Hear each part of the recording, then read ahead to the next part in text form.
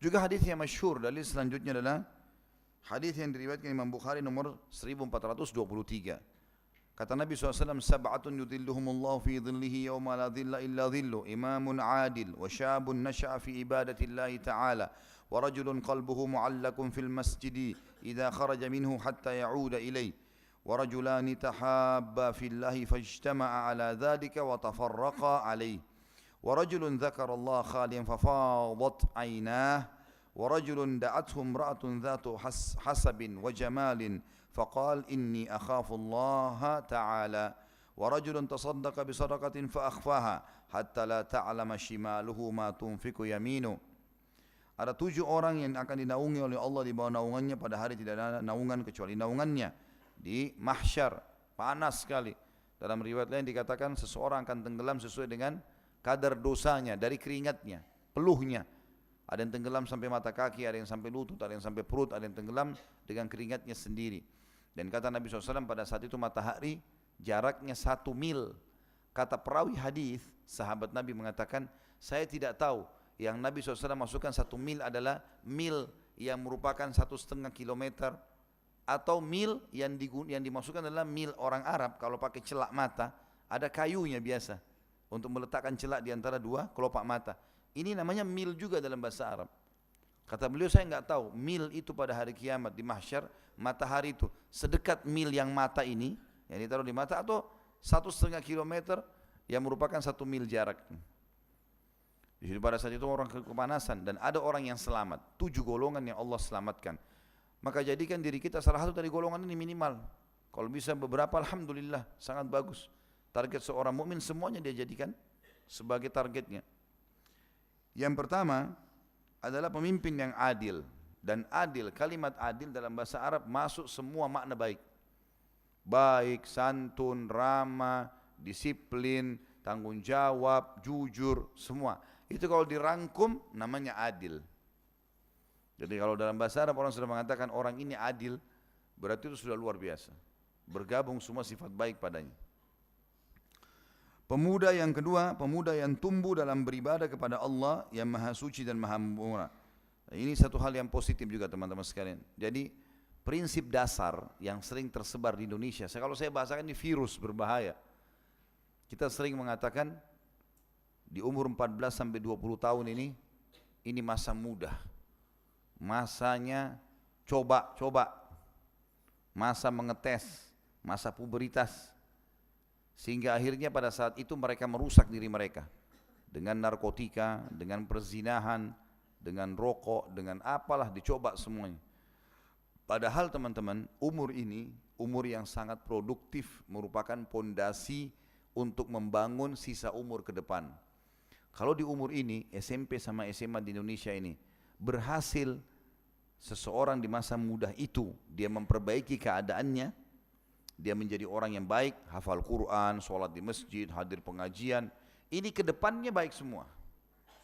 Di sini dia rusak, narkotika, zina, bohong, menipu, apalah, mukul orang, tawuran, segala macam. Ini kedepannya begitu terus. Susah untuk dia kontrol itu, kecuali dengan hikmah ilahi. Maka ini waswas syaitan, ini virus. Kalau kita pernah begitu di masa umur-umur ini teman-teman sekalian, jangan wariskan ke anak-anak. Kalau kita baca Quran nanti bisa umur 30-40 tahun, anak-anak kita 6 tahun harus hafal Quran. Harus lebih baik daripada kita. Tumbuhkan mereka dalam ketaatan kepada Allah Subhanahu wa ta'ala. Kemudian yang ketiga, seseorang yang hatinya tertambat dengan masjid apabila ia keluar darinya hingga kembali lagi padanya. Artinya tergantung hatinya. Ada orang begitu subhanallah, keluar dari masjid sholat duhur, hatinya sudah terikat. Kapan nih asar, jam berapa, mau kembali lagi ke masjid yang sama. Terus hatinya terikat dengan masjid. Saya kemarin ditanya dengan beberapa orang ikhwah, Ustadz enggak ketemu Raja Salman? Saya bilang, saya alhamdulillah satu hari ketemu Raja berapa kali? Berapa kali saya ketemu Raja? Paham enggak?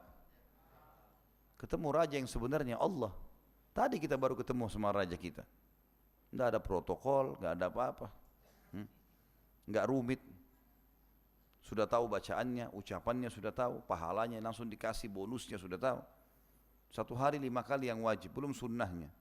belum doanya, belum berzikir, belum baca kitabnya. Oh, banyak sekali.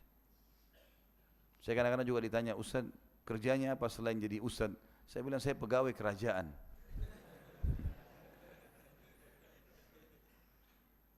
Ini rumah ini masjid yang kita sedang masuk teman-teman, lebih baik daripada 1 juta istananya Raja Dunia. Ini rumahnya sang raja yang sebenarnya. Antum ini sedang diundang ke sini nih. Luar biasa ini. Orang banyak bangga datang ke Istana Merdeka, antum bangga ke Nurullah mestinya. Ke rumahnya Allah ini. Renungi itu teman-teman sekalian.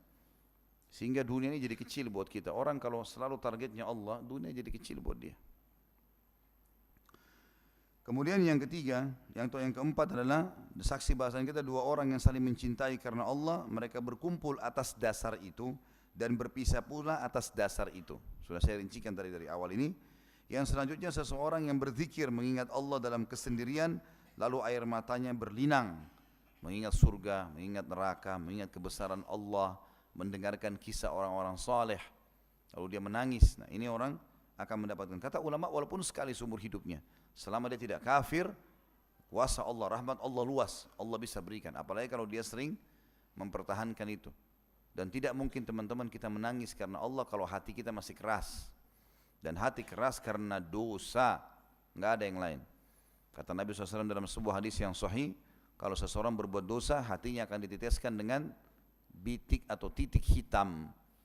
Kalau dia ulangi lagi, titik hitam lagi. Kalau dia ulangi lagi, titik hitam. Sampai nanti hatinya menjadi hitam kelam.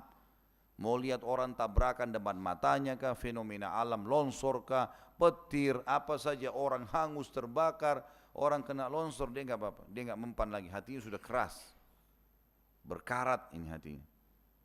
Bahkan dalam Al-Quran dikatakan surah Al-Baqarah bisa asyaddu kaswah. Bisa lebih keras daripada batu itu. Ini bahaya. Dalam sebuah hadis yang lain kata Nabi SAW, hati itu bisa berkarat dan obatnya adalah Al-Quran.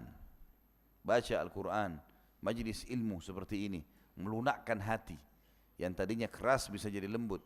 Dan kata Nabi SAW, sebaliknya kalau orang berbuat ketaatan, ibadah kepada Allah, maka Allah Azza wa Jalla akan titikkan cahaya putih di hatinya. Kalau dia ulangi lagi, cahaya putih lagi. Kalau dia ulangi lagi, cahaya putih. Sampai hatinya menjadi terang benderang. Dan bahkan sampai bisa menerangi orang yang di sekitarnya. Jadi harusnya kita lakukan seperti itu. Kalau mau menangis karena Allah teman-teman, ini bukan direkayasa. Memang dia akan datang dengan sendirinya. Kalau antum dengarkan tentang neraka, tentang surga, tentang azabnya Allah, tidak menangis. Atau mungkin ada orang belum pernah menangis seumur hidupnya karena Allah. Ini perbanyak istighfar teman-teman. Hati itu akan lunak. Abu Bakar itu dikenal dengan rajul bakka karena dekatnya dengan Allah. Setiap nangis, setiap malam nangis terus. Umar bin Khattab ada garis hitam di bawah matanya karena seringnya menangis, menetesnya air gitu. Air matanya di situ. Selanjutnya adalah seseorang yang diajak untuk berzina atau maksiat oleh seorang wanita yang terpandang lagi cantik dan laki-laki itu berkata, aku takut kepada Allah.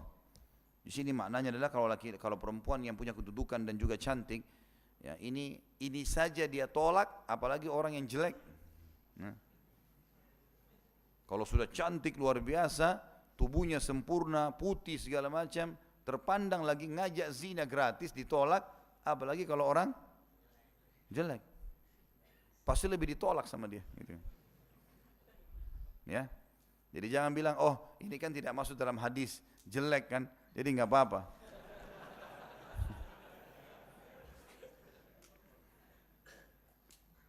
Begitu juga berlaku bagi perempuan. Kalau kita balik, kalau perempuan diajak oleh seorang laki-laki yang gagah, punya kedudukan, kait, lalu dia mengatakan, dua-duanya mengatakan sini saya takut karena Allah.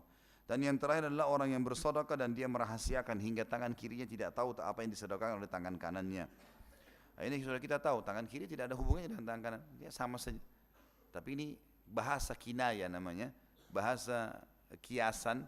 Maksudnya kalau tangan kirinya tidak tahu, maka orang lain lebih pantas untuk tidak tahu.